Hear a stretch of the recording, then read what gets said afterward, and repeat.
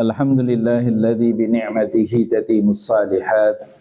Alhamdulillahilladzi hadana li hadza wa ma kunna linahtadiya laula an hadanallah. Asyhadu an la ilaha illallah wa asyhadu anna Muhammadan abduhu wa rasuluhu la nabiyya ba'dah. Allahumma salli wa sallim wa barik ala habibina wa syafi'ina wa qiyadatuna wa qudwatuna wa muallimna wa qurratu a'yunina Rasulullah Muhammad sallallahu alaihi wasallam wa ala alihi wa sahbihi wa man tabi'ahum bi ihsan ila yaumiddin, amma ba'd. Allahumma inna nas'aluka ilman nafi'an wa rizqan tayyiban wa amalan mutaqabbalan. Allahumma inna na'udzubika min ilmi la yanfa' wa min qalbi la yakhsha wa min nafsin la tasba wa min du'a ila yusma. Amin ya rabbal alamin.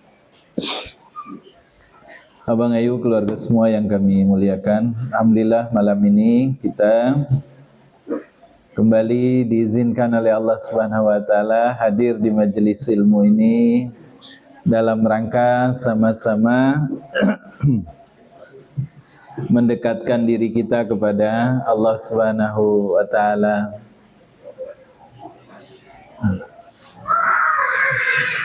Dalam banyak kasus, ya, kedekatan hubungan dengan Allah Subhanahu wa taala itu menjadi sebab Allah selesaikan urusan-urusan kita itu.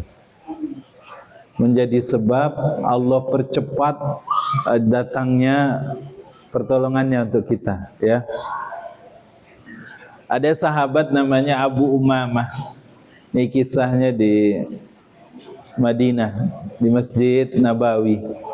Jadi satu kali ada sahabat Ansor namanya Abu Umamah duduk di masjid dia. Bukan pada waktu sholat, bukan di waktu sholat gitu. Sehingga ketika Nabi lewat melihat Abu Umamah, Nabi datangi Abu Umamah. Dan itu kelebihan Nabi, kalau lihat sahabatnya sendirian ditegur, ya kan? Ditanya sama Nabi SAW, ya Abu Umamah, ada apa? Kenapa duduk di masjid tidak di waktu sholat, dewe-dewean bae gitu. Kata Abu Umamah, ya Rasulullah, saya sedang ada beban, katanya. Ada masalah dalam kehidupan ini. Salah satunya adalah masalah ekonomi, kata Abu Umamah kan. Jadi Nabi kemudian memberitahu, mau tidak aku ajarkan satu doa yang jika engkau baca doa ini secara rutin di waktu pagi dan petang, Allah akan selesaikan masalah-masalahmu, gitu. Abu Umamah menjawab, ya saya mau. Maka diajarkan oleh Nabi doa yang insya Allah doa ini terkenal, ya, kita sering mendengar. Allahumma inni a'udzubika minal hammi wal hazan wa a'udzubika minal ajzi wal kasal wa a'udzubika minal jubni wal bukhal wa a'udzubika min ghalabati daini wa qahrir rijal, kata Nabi. Allahumma inni a'udzubika, ya Allah, aku berlindung kepadamu minal hammi, dari kesedihan. Kesedihan itu, kata ulama, yang dimaksud kesedihan pada hadis ini adalah kekhawatiran yang timbul karena peristiwa-peristiwa di masa lampau. Mungkin ada hal-hal yang tidak kita sukai, ada kesalahan yang kita lakukan yang membuat kita sedih terus. Susah betul untuk move on gitu. Kata Nabi, berdoa, baca doa Allahumma inni a'udzubika minal hammi wal hazan. Hazan itu kegelisahan, gelisah melihat masa depan yang tidak tahu nanti akan seperti apa, karena dia barang gaib kan, kita tidak tahu apa yang terjadi besok, lusa dan seterusnya. A'udzubika minal ajzi wal kasal. Ya. dan aku mohon perlindungan kepadamu dari ajzi wal kasal, pengecut penakut dan malas. Wa'udzubika minal apalagi berikutnya yang kelima, minal jubni, ya, minal jubni wal bukhal, ya. Wa'au, dan yang keenam wa'udzubika min ghalabatid daini, mohon perlindungan kepadamu dari lilitan hutang, wa qahri rijal, dan dari orang-orang yang suka mengintimidasi. Kata Nabi, baca ya doa ini di waktu pagi dan di waktu sore, kata Nabi. Dan betul dibaca oleh Abu Umamah doa ini, jadi rutin pagi sore gitu. Dia baca doa ini. Dan subhanallah, enggak lama kemudian, hadis ini riwayat Muslim, enggak lama kemudian Abu Umamah datang kepada Nabi, ya Rasulullah, hutang saya yang banyak itu sudah selesai ya Rasulullah. Ya. Jadi dalam hidup ini tidak selamanya yang terjadi itu sebab akibat tok gitu. Maksudnya segala sesuatu itu harus linear antara sebab dengan akibat gitu. Kita tidak boleh terlalu mengandalkan ya untuk menyelesaikan sesuatu, berarti harus maksudnya untuk menyelesaikan sebuah urusan cari tahu bagaimana caranya gitu ya. Tidak selamanya juga hukum sebab akibat itu kemudian berlaku.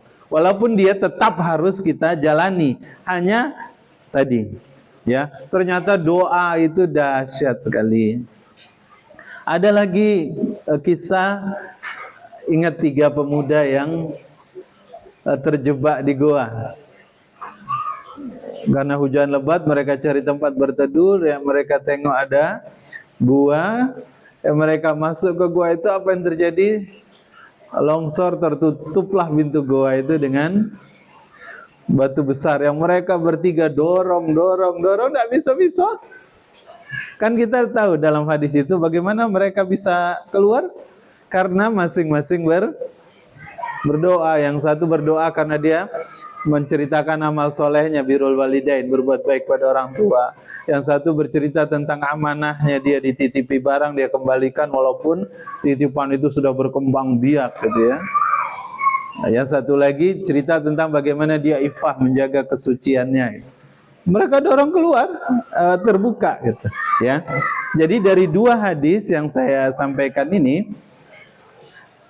kita jangan terlalu mengandalkan hukum sebab akibat. Bahwa kita harus mengerjakan itu iya, tapi jangan kita letakkan harapan kita pada usaha-usaha kita saja gitu. Ya. Harus kita juga memohon kepada Allah, karena doa itu ajaib.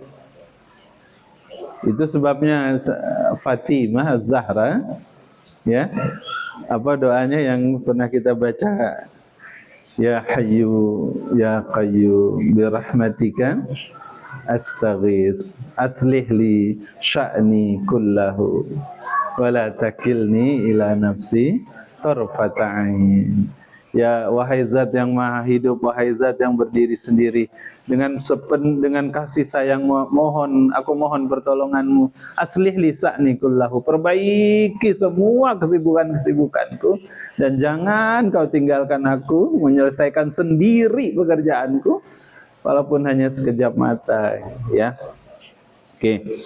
Jadi ini pengantar saja Bang Ayu, bahwa hubungan dengan Allah Subhanahu wa taala itu ternyata juga menjadi sebab kita berhasil dalam kehidupan ini. Nah, saya ingin mengajak kita melihat kenapa Allah suruh kita sholat, ya. Jika pekan lalu kita bicara perbanyak sujud, kasratus sujud, hari ini saya ingin ajak kita mentadaburi ya surat Al-Isra ayat 1 nih. Mungkin kita sudah ikut mendengar peringatan Isra Mi'raj di beberapa tempat. Saya ingin menjelaskan dari sisi tadaburnya ya, perspektif yang lain, untuk kita menangkap bahwa sholat itu ternyata hebat betul gitu. proses turunnya proses perintahnya itu hebat, peristiwa yang menggambarkan turunnya itu dahsyat sekali. Ya, yuk kita lihat surat Al-Isra ini ya.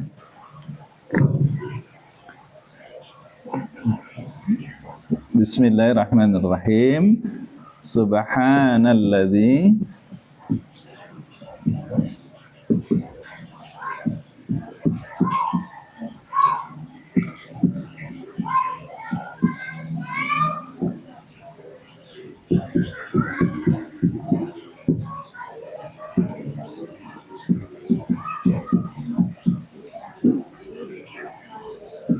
saya batasi sampai sini dulu.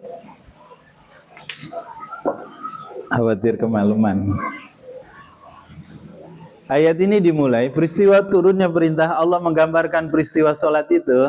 Allah gambarkan di surat Al-Isra ayat 1 ya, surat yang ke-17 ayat 1. Kata Allah, Subhanalladzi asra bi'abdihi lailan. Subhana, kita tahu ya sama-sama arti subhana, maha suci. Dalam Al-Quran itu kata maha suci, tabarak juga artinya maha suci. Tabarakalladzi biyadihil mulku wa huwa ala kulli syai'in qadir. Dalam surah Al-Mulk itu tabarak itu artinya maha suci Allah. Nanti kita ketemu Asmaul Husna, ya Kudus, maha suci Allah juga. Ya. Nah, sekarang di mana titik bedanya? Yuk kita tengok ya. Subhana. Suatu kali Nabi ditanya sama sahabat. Ada sahabat namanya Thalhah bin Ubaidillah. Thalhah ini termasuk satu di antara 10 sahabat yang dijamin masuk surga. Thalhah bertanya kepada Nabi, ya Rasulullah, ma makna subhana? Ya. Apa makna subhana pada ayat ini? Nabi jawab, tanjihullah. Subhana itu kata Nabi, tanjihullah min kulli su. Ya. Kita sedikit berlama-lama membahas ini ya, kata subhana ini. Jadi kata Nabi, subhana itu adalah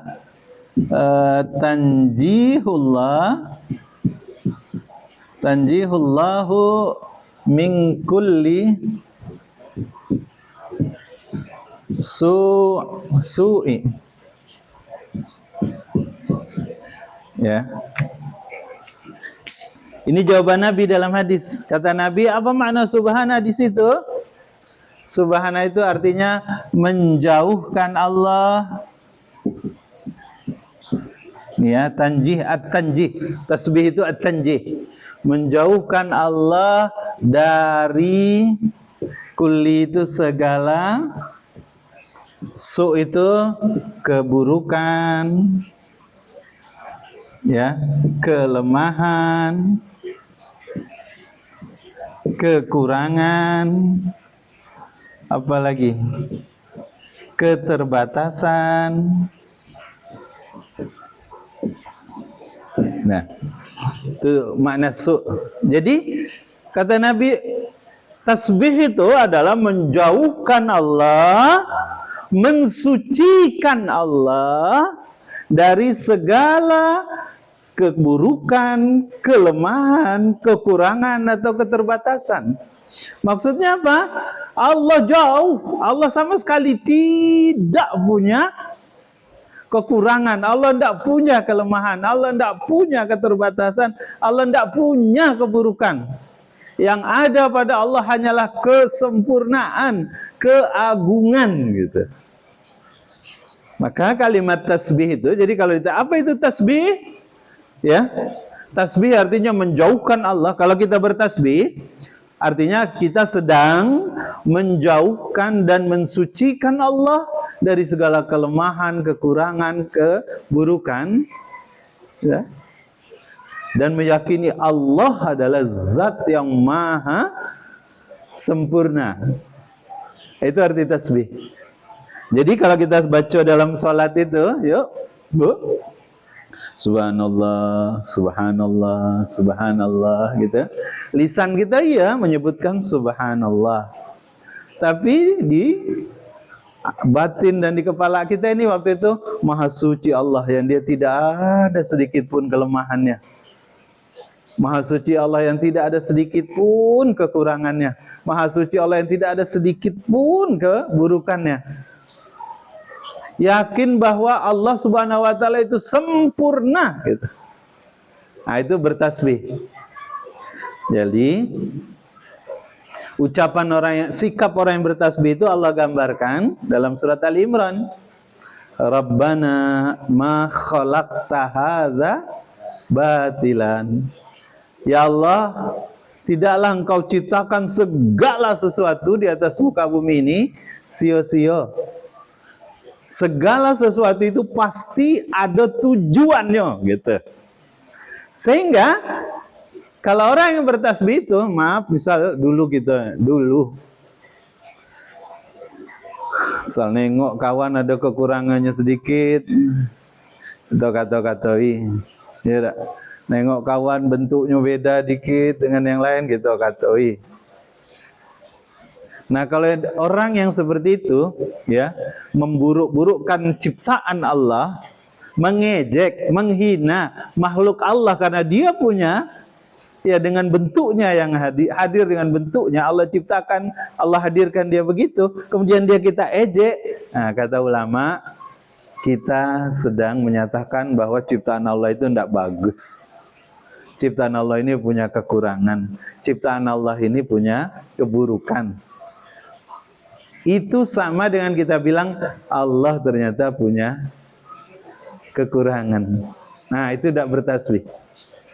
Sama dengan kalau kita ngomong, ngapalah Allah kasih aku penyakit nih. Nah, kita lagi cerita yang sakit-sakit. Ngapalah Allah kasih aku penyakit nih. Ya. Orang yang bertasbih, dia akan selalu berhusnuzan pada Allah Subhanahu wa taala. Apa maksud husnuzan? Berprasangka baik sama Allah, bahwa apa yang dia alami pasti ada maksudnya, ada kebaikan di dalamnya. Hari ini tidak nampak, bisa jadi besok, bisa jadi lusa dan seterusnya akan hadir kebaikan itu. Ya, itu orang yang bertasbih. Sama kalau orang dikasih ujian, ya. Ya Allah, susah nih ujian ini. Macam mana sekolah dikasih ujian karena kepingin syarat untuk naik kelas, karena Allah mau menaikkan derajatnya gitu. Ya. Oh, kenapa Allah kasih saya sakit ini? Mungkin Allah ingin beri kebaikan yang besar. Mungkin Allah sedang mengingatkan saya ada yang salah, ada pola, entah pola makan, entah pola hidup, atau dan sebagainya gitu ya. Allah pengen kita lebih baik, sederhananya gitu, oke? Jadi kalau ada orang mengatakan subhanallah, berarti dia sedang mensucikan Allah, menjauhkan Allah dari segala kekurangan kelemahan. Yakin betul bahwa apa yang terjadi di sekitar dia ini adalah takdir ketentuan Allah dan itu pasti ada kebaikannya. Nah, itu orang yang bertasbih namanya. Ya. Oke, itu dari makna tasbih. Yang menarik kemudian di dalam Al-Qur'an ada kelompok surat yang dimulai dengan kalimat tasbih. Ada 7 surat, ya, yang dimulai dengan kalimat tasbih. Dia disebut Al-Musabbihat. Surah-surah yang dimulai dengan kalimat tasbih. Dan ternyata setiap Allah, ya, memulai sebuah surat dan kalimat tasbih, kalimat berikutnya, ayat yang diawali dengan kalimat tasbih itu sedang menceritakan sesuatu yang hebat luar biasa gitu. Jadi kalimat tasbih ini hanya untuk Allah dan hanya untuk hal-hal yang luar biasa gitu. Ya. Nih saya contohkan, misalnya yang pertama dalam surat ada surat Al-Hadid, ini nomor suratnya ya. ada surat Al-Hasyr, surat ke-59, ada surat Shaf. Nih ya. 3 surat ini dia diawali dengan kata sabbaha gini. Sabbaha lillahi. Gini. Sabbaha lillahi ma fis samawati wal ard. Kalau Al-Hadid sabbaha lillahi ma fis samawati wal ard. Kalau Al-Hasyr As-Saff sabbaha lillahi ma fis samawati wa ma fil ard. Maha suci Allah, ya, yang memiliki apa-apa saja, yang mengatur, yang menciptakan apa saja yang ada di langit dan apa saja yang ada di bumi, gitu kata Allah. Yang menceritakan tentang langit. Lawang tadi kan lemari segitiga di atas meja bisa runtuh, buatan manusia Allah. Langitnya selebar-lebar ini tidak jatuh-jatuh, ya, tanpa tiang, tanpa penahan malah. Ya, Maha suci Allah. Nah, tengok ya, sabbaha ini nih, ya, dari bentuk katanya, wazannya, ini namanya past tense dia. Ini past tense apa? Fi'il madi, masa past tense, masa lampau. Tengok ajaibnya nih Allah nih ya, membuat, menjelaskan tentang tasbih ini ayat. Sabbaha lillah, dia ini sabbaha ini bentuk masa lampau, fi'il madi namanya. Ya, jadi kata Allah telah bertasbih, telah mensucikan Allah Subhanahu wa taala apa-apa yang ada di langit dan di bumi. Semua telah bertasbih kepada Allah. Maksudnya, sebelum kita bertasbih, sebelum kita ada, semua makhluk Allah itu sudah bertasbih. Jadi kalau kita bertasbih hari ini, termasuk masbuk gitu. Ibarat orang salat masbuk, kenapa? Karena yang sebelum gitu sudah bertasbih. Gitu ya. Jadi Allah memberitahu ini orang dulu sudah bertasbih pada Allah. Semua makhluk ciptaan Allah sudah bertasbih. Nanti di surat, ada lagi surat namanya surat At-Taghabun, surat Al-Jumu'ah nih ya, nomor suratnya ya. 2 surat ini kalimat tasbih juga, tapi dia pakai kata yusab. Nah, yusabbihu. Yusabbihu lillahi ma fis samawati wa ma fil ardh. Bertasbih kepada Allah sekarang, besok dan seterusnya. Jadi kalau yusabbihu ini present, continuous dan future. Bahasa anak sekolah tidak, present, continuous tense, present, future tense. Jadi ini fi'il mudhari' namanya. Kalau bentuknya gini fi'il mudhari'. Maksudnya apa? Sekarang semua makhluk Allah itu sedang bertasbih kepada Allah. Ikan-ikan di lautan, burung-burung yang sedang terbang, makhluk Allah yang di dalam tanah, semua sedang bertasbih kepada Allah hari ini, besok dan seterusnya. Apa maksud Allah bilang dengan fi'il mudhari' ini? Kalau kita tidak bertasbih, ketinggalan kereta gitu. Tidak ikut kita dalam kelompok makhluk Allah yang bertasbih untuk dapat ridhonya Allah Subhanahu wa taala, ya. Kalau ini subhana, ini namanya kata benda, masdar. Kata benda itu sifatnya tetap. Ya, kata benda itu sifatnya tetap, tidak berubah oleh waktu, tidak berubah oleh tempat, tidak berubah juga oleh objek dia. Apa maksudnya? Ya, tengok nih maksudnya. Allah bilang dengan kata subhana ini, Allah sedang bilang bahwa Allah itu maha suci, walau tidak ada yang bertasbih kepada dia. Allah tetap maha suci. Allah maha kuasa walaupun tidak ada yang mengakuinya. Allah tetap maha perkasa walaupun banyak seluruh makhluknya membangkang misal gitu. Tetap Allah maha kuasa. Banyak yang bertasbih kepada Allah tidak menambah kemuliaan Allah, Tidak ada satupun yang bertasbih kepada Allah tidak membuat Allah jadi hina. Tidak. Tetap Allah Maha Suci, tetap Allah Maha Kuasa, tetap Allah Maha Perkasa, tetap Allah Maha Sempurna. Ini maksudnya. Ya, nanti kita hubungkan dengan kisah penolakan orang-orang Quraisy yang pada tidak percaya segala macam gitu ya. Oke. Jadi kata subhana, sekali lagi ini menunjukkan Allah itu tetap. Jadi walaupun tidak ada, kita semua misalnya, kita semua bertasbih sampai ratusan atau ribuan kali, tetap Allah Maha Kuasa. Kita kalau ada yang bertasbih kepada Allah, Allah tidak hina, tetap Allah Maha Sempurna gitu. Maksudnya apa? Allah itu tidak butuh kita. Bukan Allah yang butuh kita, tetapi sebaliknya. Kita yang butuh Allah. Ya. Sudah 6. Ada 7 dia nih. 1, 2, 3, 4, 5, 6. Yang terakhir di juz 30.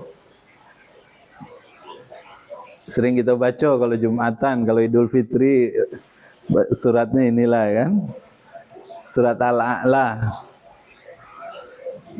Sabbihisma rabbikal a'la. Nah, kalau sabbihisma nih, ini namanya fi'il amr. Ya, surat Al-A'la, surat ke-97 ini ayat 1.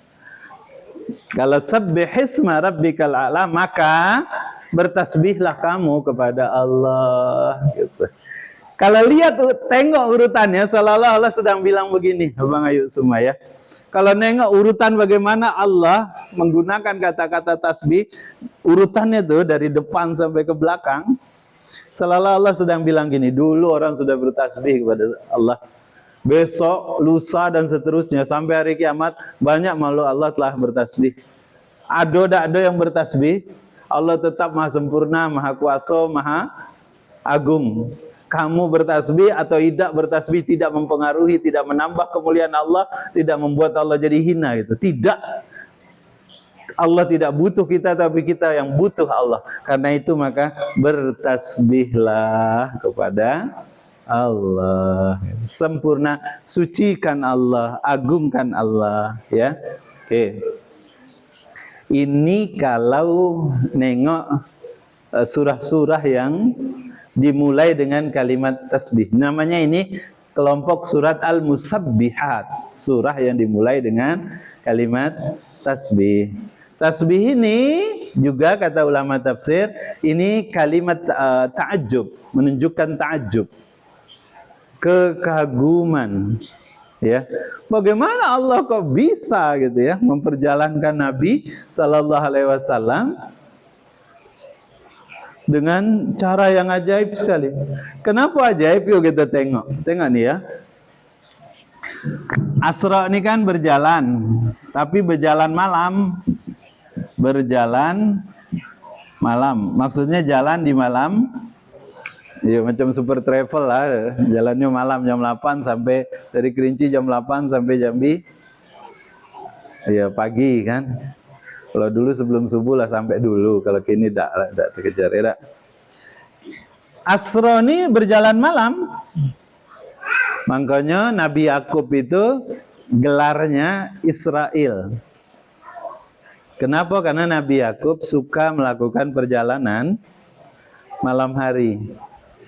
Anak-anaknya yang 12, cucu-cucunya yang lahir dari anaknya yang 12, cicit-cicitnya semua disebut Bani Israel.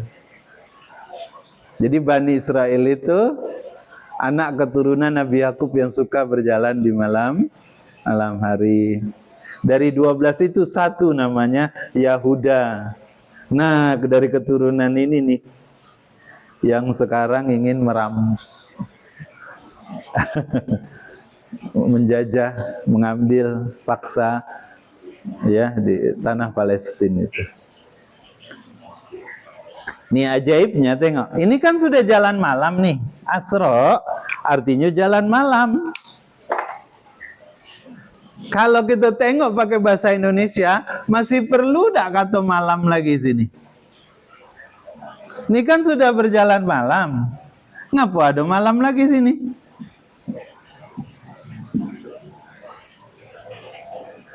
Ya. Nah, sekarang yuk kita tengok. Kata malam di sini, ya. Allah kasih nih. Ini namanya nakirah. Menunjukkan hanya sebahagian. Hanya sebahagian. Maksudnya tidak sepenuh malam. Tidak sepanjang malam dari lepas isya sampai subuh gitu. Tidak. Hanya sebahagian dari waktu malam. Makanya lailan gitu. Ya. Ada sepupu Nabi namanya Ummu Hani. Rasulullah itu kan berangkat, dalam sirah dikatakan dijemput oleh malaikat Jibril itu waktu mau Isra, itu kan dari rumah Ummu Hani. Ummu Hani ini sepupunya Nabi, anak Abi Thalib, anak pamannya, ya, kakaknya Ali bin Abi Thalib, saudaranya Ali bin Abi Thalib. Satu datuk lah ya. Ummu Hani bilang, tempat tidur Rasulullah itu waktu dia balik lagi masih hangat. Maksudnya Rasulullah pergi, kata Ummu Hani, pas sebelum dia mau balik, dia rasakan tempat tidurnya masih hangat gitu. Jadi tidak tahulah berapa jamnya itu, tidak tahu. Tidak detail disebutkan dalam penjelasan dalam buku sirah, ya. Hanya yang menarik, coba tengok ya, kenapa Allah pakai ajaib, pakai kata subhana, takjub gitu. Maha suci Allah, sempurna Allah. Ya, tengok. Di dalam surat Al-Ma'arij ada surah namanya Al-Ma'arij. Namanya baik kalau peristiwa ini peristiwa Isra dan Mi'raj. Surat ini namanya Ma'arij. Ya, surat ke-70 ini. Jadi kalau Mi'raj ini mufrad, tunggal, bentuk tunggal. Kalau Ma'arij ini jamak. Apa maksud? Ya, ini kata jamaknya. Kalau ini tunggal, Mi'raj ini artinya tanggo naik. Kalau Ma'arij artinya tanggo naik yang jumlahnya sangat banyak gitu ya. Nah, di surat Al-Ma'arij ini ayat 4, di ayat 4 Allah bilang begini. Ini untuk menunjukkan ya betapa memang Allah itu Maha Kuasa betul ya. Kata Allah dalam surah ini di ayat 4, ta'rujul malaikatu warruhu fi yaumin. Ta'rujul malaikatu warruhu fi yaumin kana miqdaruhu khamsina alfa sanah. Kata Allah Subhanahu wa taala di ayat ini, ta'rujul malaikatu warruhu fi yaumin. Malaikat, semua malaikat, malaikah artinya jamak, semua malaikat, warruh. Ruh di situ yang dimaksud adalah malaikat Jibril, ya. Kalau di ayat ini ruh itu yang dimaksud malaikat Jibril. Warruh, semua malaikat dan ruh kalau naik ke langit itu butuh waktu fi yaumin. Fi yaumin itu 1 hari. Nih ya. Malaikat kalau reguler boleh pakai bahasa kita gini. Kalau reguler itu naik ke langit itu 1 hari. Kalau manusia, kata Allah, miqdaruhu khamsina alfasana. Lamonyo kalau manusia naik itu khamsin 50 alfa ribu sanah tahun. Saya sedang mengajak kita mentadaburi ini, maksud lailan sebentar itu ya. Ajaib Allah ini. Jadi kalau malaikat, bahkan juga pemimpinnya seluruh malaikat, yaitu Jibril, kalau secara reguler turun ke bumi atau dia naik ke langit itu butuh waktu 1 hari. Kalau manusia yang ngerjokannya, kalau kita yang berjalan itu butuh waktu 50.000 tahun. Ada yang mengatakan 50.000 tahun dalam hitungan kita, ada yang mengatakan 50.000 tahun cahaya. Ya, karena malaikat itu hitungannya cahaya dia perjalanannya. Ya. Dalam tafsir disebut angka 50.000 nih menunjukkan jauhnya perjalanan, beratnya perjalanan, dan luasnya ya wilayah yang dilewati yang menunjukkan keagungan, kesempurnaan Allah Subhanahu wa taala itu. Ya. Jadi sekarang bandingkan Allah memperjalankan Nabi, padahal Nabi sama malaikat juga, malaikat Jibril. Tapi hari itu dia tidak reguler. Apa bahasa non reguler nih? Eksekutif apa?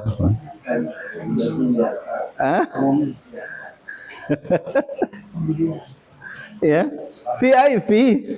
Ya.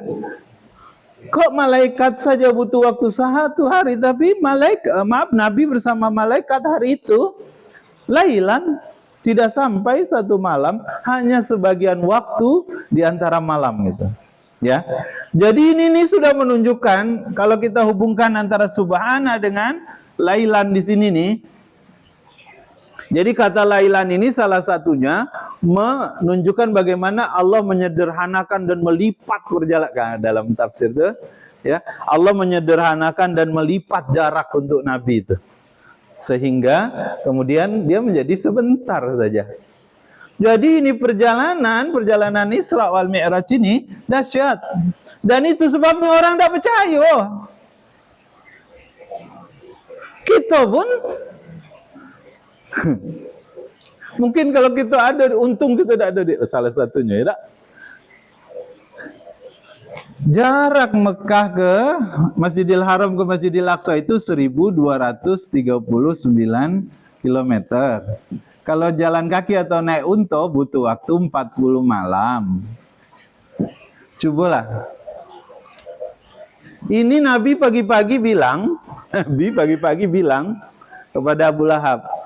Jadi Abu Lahab ini kalau ketemu Nabi dia selalu nanya, ada kabar apa pagi ini? Ada wahyu apa pagi ini? Itu sebabnya ada satu masa di mana Nabi itu tidak bisa jawab berhari-hari karena wahyu tidak turun. Berhenti, ada masa waktu wahyu berhenti itu Nabi kebingungan. Ya. Itu sebab latar belakang turunnya surat Ad-Duha, surat Al-Insyirah, Alam Nasrah. Kalau lama putus wahyu itu. Sementara tiap hari ketemu sama tokoh-tokoh Quraisy ditanya, ada wahyu apa lagi, ada wahyu apa lagi gitu. Pagi itu Nabi ditanya sama Abu Jahal, ada kabar apa? Kata Nabi, tadi malam saya berjalan dari Masjidil Haram ke Masjidil Aqsa, kemudian dinaikkan ke langit, turun lagi, dan pagi ini sudah sampai sini. Susah percaya orang itu. Karena dia nengoknya lurus-lurus apa? Logika apa ya? Orang kita kalau cobalah bayangkan, kalau ada orang ngomong nih, segini nih ngomong sama kita. Ya, tadi malam, misal kita pagi nih, dia ngomong, tadi malam saya pergi ke Kerinci, terus balik lagi. Pagi inilah sampai di Kerinci. Tadi malam jam 8 saya pergi ke Kerinci, alhamdulillah pagi ini jam 6 sudah sampai lagi di Jambi. Percaya tak kita? Tidak. Macam mana caranya? Gitu. Kecuali naik pesawat, kan? Cuma pesawat tak ada yang langsung. Gini ya, tak? Apalagi jalan malam tak ada. Ya, tidak percaya. Nah orang dulu juga begitu. Tidak ada yang percaya ini jarak seperti ini ditempuh oleh Nabi gitu. Ya. Sehingga kemudian apa yang terjadi dampaknya? Nabi tetap, Ummu Hani tadi sepupunya bilang, ya Rasulullah jangan sampaikan berita ini kepada orang-orang, kata Ummu Hani. Jangan sampaikan berita ini kepada orang-orang. Kenapa? Karena Ummu Hani sudah memperkirakan ini akan jadi balak buat Nabi nih. Orang tidak ada yang percaya gitu. Dan betul, ketika Nabi cerita itu, apa yang terjadi? Dikatakan ada beberapa orang yang sudah memeluk Islam keluar dari Islam ketika hari itu. Kenapa? Karena tidak percaya, murtad dia. Tapi hari itu jugalah kemudian Abu Bakar mendapat gelar As-Siddiq. Karena peristiwa itu dia diberi gelar As-Siddiq, ya, orang yang membenarkan. Oke. Sudah. Jadi sampai di sini, abang ayah keluarga semua, ini menggambarkan betapa Allah itu sempurna betul. Ya, kalaulah urusan menciptakan langit bumi saja Allah mampu, ya, memperjalankan tadi itu ya, memperjalankan hambanya dari Mekah ke Palestina, naik ke langit terus turun lagi, pakai acara singgah, ya, ke Palestina, balik lagi ke Masjidil Haram hanya sebagian malam. Itu kan sudah menunjukkan ke ajaibnya peristiwa ini. Ajaibnya peristiwa ini. Seolah-olah Allah sedang memberitahu kita bahwa apa yang dibawa oleh Nabi dari peristiwa itu, apa yang Nabi jemput ke langit itu, ke Sidratul Muntaha itu, sesuatu yang juga istimewa kedudukannya. Ya, salat ini, jadi seolah-olah penjelasan ini saja, ini menunjukkan bahwa salat nih itu betul-betul sesuatu yang istimewa. Dari caranya sudah istimewa. Kalau perintah puasa di bumi, malaikat Jibril yang datang kepada Nabi di Madinah puasa. Zakat juga Nabi di Madinah datang, malaikat Jibril ngasih tahu nih, kerjakan syariat zakat, ini ada syariat puasa, ini ada syariat haji. Semuanya diturunkan ke bumi. Khusus untuk sholat dijemput ke langit. Ya. Nah, sampai di sini kita sudah bisa bayangkan ternyata sholat itu istimewa. Sholat itu istimewa. Maka kalau minggu lalu kita membahas tentang apa? Kasratus sujud, memperbanyak salat itu ya, memperbanyak sujud dalam makna, dalam maksud arti memperbanyak salat. Karena memang dia penting. Setiap satu sujud mengangkat derajat. Setiap satu sujud menghapuskan kesalahan kita, kan itu hadis Muslim yang kita bahas pekan lalu sebelum ini, ya. Alaika sujud, kata Nabi, perbanyaklah, lakukanlah olehmu sujud, maksudnya sholat. Fa innaka, karena sesungguhnya engkau la tasjuda lillahi sajdatan, tidaklah kamu sujud kepada Allah satu sujud, illa rafa'akallahu anha darajatan, kecuali Allah angkat kamu, Allah angkat derajat kamu. Ketika satu sujud Allah angkat derajat, ketika wahatta anka biha khati'atan, dan Allah hapuskan satu kesalahan kamu. Lah kalau sholat, kita tadi sholat Isya 8 kali kita sujud sholat Isya tadi itu. Iya dah Bu? 8 kali sujud apa 4 rakaat tadi? Iya, dua-duanya lah ya dah. 8 kali sujud kita tadi itu, tambah sholat sunnah sebelum Isya, tambah sholat sunnah sesudah Isya tadi. 4 berarti 16 kali kita sujud tadi itu. Berarti pada saat yang sama Allah, sadar atau tidak sadar, Allah sedang Allah sedang mengangkat derajat kita itu 16 kali, Allah hapus 16 pula kesalahan kita itu. Siapa yang tidak mau? Lawang banyak orang hanya untuk agar derajatnya dipandang di tengah masyarakat, dia susah bayar, tunggang tunggit gitu kan, melakukan tadi hukum sebab akibat tadi itu kan. Nah kata Allah ada cara lain yang di luar hukum sebab akibat itu. Caranya apa? Tadi salat ini ya, az-zikr, mengingat Allah Subhanahu wa ta'ala. Baik, ini saya sambung lagi ya.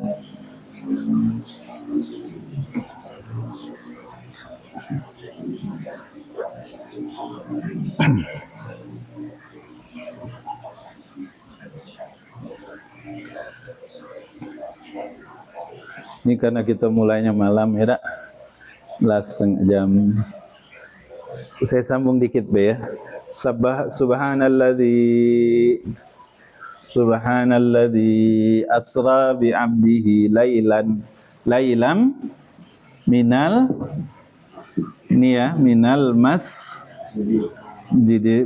masjidil harami ilal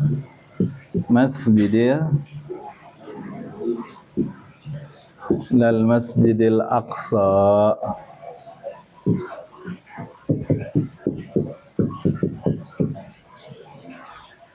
Bagian kedua, ya. Kenapa? Ini ada dua, ini saya singkat deh.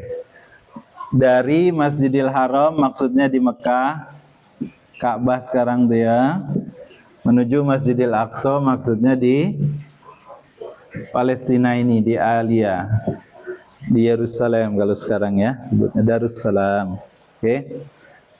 Ada dua pertanyaannya. Isra Mi'raj ini tujuannya adalah Nabi disuruh untuk menjemput perintah salat. Oke. Sekarang pertanyaan, kenapa harus singgah dulu ke sini, ke Palestina nih? Ngapa tidak langsung bae naik dari Ka'bah tuh langsung ke atas? Kenapa pakai acara singgah dulu ke Masjidil Aqsa? Kata Aqsa itu artinya terjauh. Jadi untuk orang Jazirah Arab Hijaz zaman dulu, masjid yang paling jauh dari haram, dari Masjidil Haram itu adalah Masjidil Aqsa. Masjid terjauh sekali. Nanti ada ulama, misal saya baca dalam tafsir Al-Aisan, dikatakan ketika Allah sebut Al-Aqsa, berarti Allah juga sedang memberitahu bahwa sesudah Masjidil Haram ada juga yang tidak terlalu jauh. Maka ulama sebut itulah dia Masjid Nabawi nanti ya. Sehingga Nabi bilang kepada kita, kalau kamu mau ziarah, kalau kamu berkunjung, maka berkunjunglah ketiga masjid ini.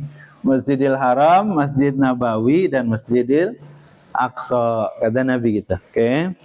Balik, kenapa harus singgah dulu ke Masjidil Aqsa? Jawabannya dua. Ya. Satu, Allah memberitahu bahwa masjid saya tarik ke belakang. Satu, Allah memberitahu mulai kegiatan dari masjid, akhiri juga dari masjid.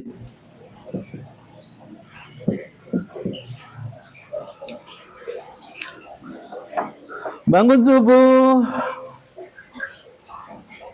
mulai hari dari masjid. Hari sudah gelap, tutup hari dengan sholat isya, masjid. Satu itu.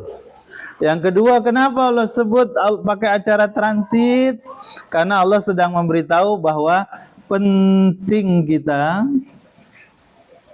ya, tentang pentingnya Masjidil Aqsa ini. Masjid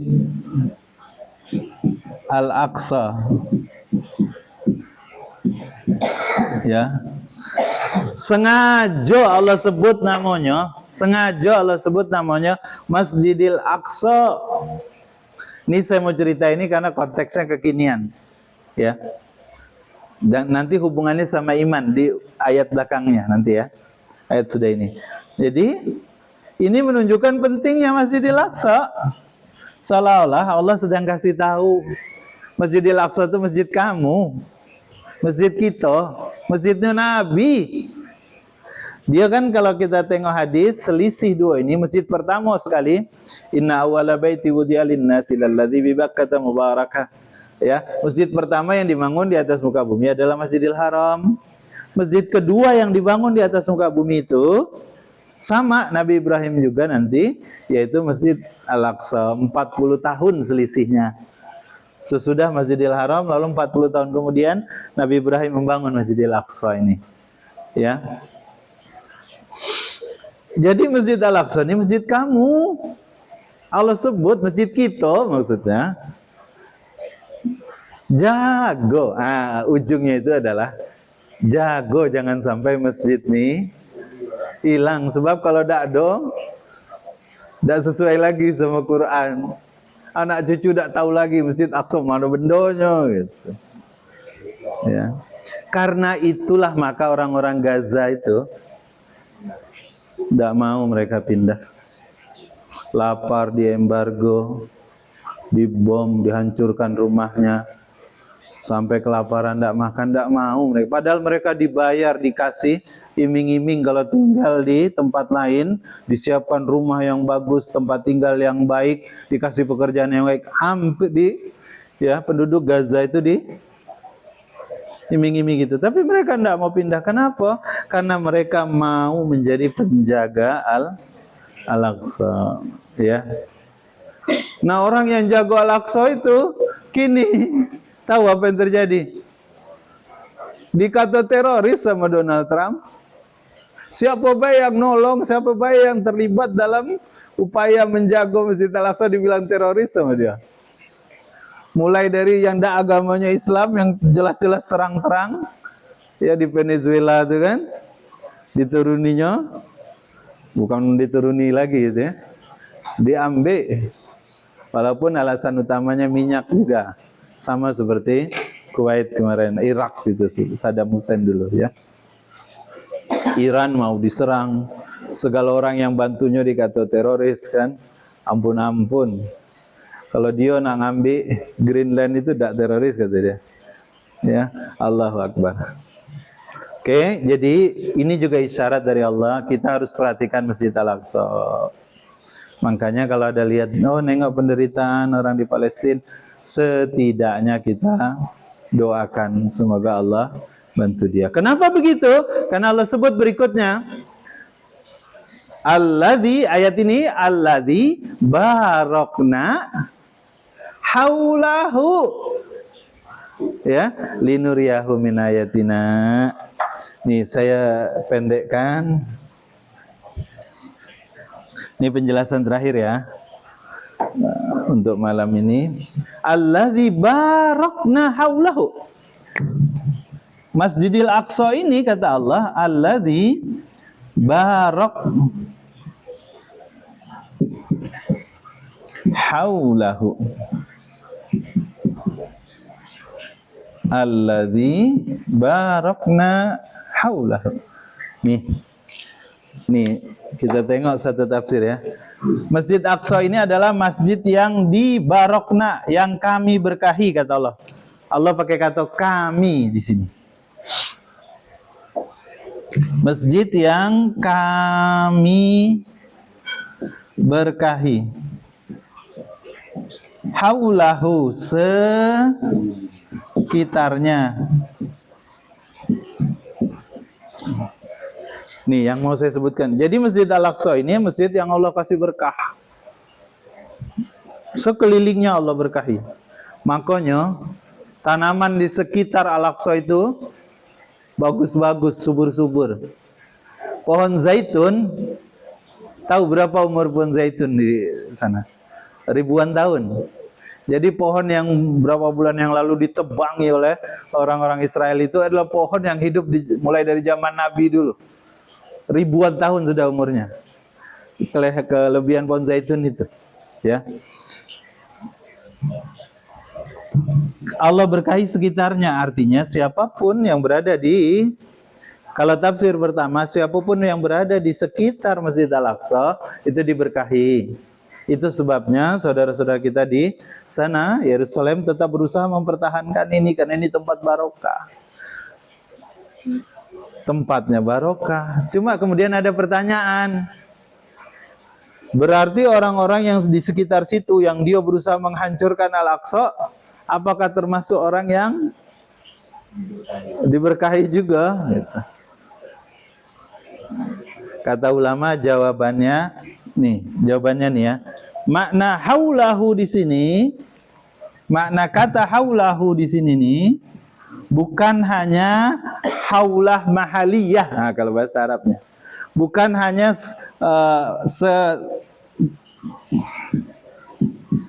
Sekitar dalam arti mahaliyah, lokal, tempatan, ya, bukan sekedar maknanya tempat. Tapi haulahu di sini maknanya adalah hauliyah fikriyah, hauliyah aqdiyah kalau dalam tafsir. Siapapun yang memikirkan Al-Aqsa, pikiran dia hadir di dalam pikirannya Masjid Al-Aqsa. Selalu dia berdoa untuk orang-orang Islam yang ada di sana. Ya Allah, tolong saudara kami di Palestina agar mereka mampu menjaga Al-Aqsa. Berarti dia termasuk hauliyah fikriyah. Siapa yang meyakini bahwa Masjid Al-Aqsa itu masjid umat Islam, ya, masjid yang kalau ibadah di dalamnya dilipat gandakan pahala 500 kali dibanding sholat di masjid kita. Siapa yang meyakini itu berarti dia hauliyah aqdiyah. Maka dia dapat juga keberkahan. Ini keistimewaan Masjid Al-Aqsa berdasarkan tafsir ayat ini, ya. Oke. Sudah. Artinya pesannya sih kok sebetulnya. Yuk doakan saudara kita ya, yang menjaga masjid kita. Itu masjid kita, dia yang jagonya. Kalau laman kita mudah-mudahan bisa sholat di sana. Amin ya Allah. Tidak ada yang tidak mungkin ya. Kenapa disebut masjid? Jelas-jelas masjid. Ini perintahnya sholat. Ini artinya masjid kita harus kita makmurkan. Kita sholatlah di masjid. Ya tak? Buat laki-laki salat di masjid. Oke. Baik, demikian Abang Ayu semua. Tidak saya selesaikan. Intinya satu, ya. Satu, kesimpulannya ayo kita sempurnakan tasbih kita. Apa maksud menyempurnakan tasbih tadi? Orang yang bertasbih itu yang dibilang kalimatani khafifatani, dua kalimat yang jika disebut itu mudah, ringan sekali. Tapi berat timbangannya di sisi Allah itu salah satunya adalah kalimat tasbih. Subhanallah wa bihamdihi subhanallah. Nah, orang yang bertasbih itu bukan cuma lisannya baik ngucap subhanallah, tapi dalam hatinya dia yakin Allah Maha Sempurna. Tidak ada sesuatu, tidak ada apapun, tidak ada kejadian kecuali di dalamnya pasti ada tujuan. Allah Maha Kuasa menghadirkan saya dalam kondisi seperti ini, pasti Allah punya maksud. Ya. Menjadikan orang lain berbeda dengan saya juga pasti Allah ada maksudnya gitu. Selalu berprasangka baik kepada Allah Subhanahu wa taala. Yakin Allah Maha Sempurna. Kalau ada kerusakan itu bukan karena Allah, tetapi karena manusia dewe. Itu juga yang kita bahas dalam surat Al-Falaq kemarin ini, ya. Jadi amalkan tasbih itu, makna tasbih tadi itu dalam kehidupan kita sehari-hari. Yakin Allah Maha Sempurna sehingga nanti dia, ya, balik ke cerita tadi itu, banyak hukum sebab akibat yang kemudian tidak menjadi faktor utama keberhasilan, tapi kekuatan hubungan kita dengan Allah, ikatan batin kita, keyakinan kita yang kuat dengan Allah, itulah yang nanti menolong kita.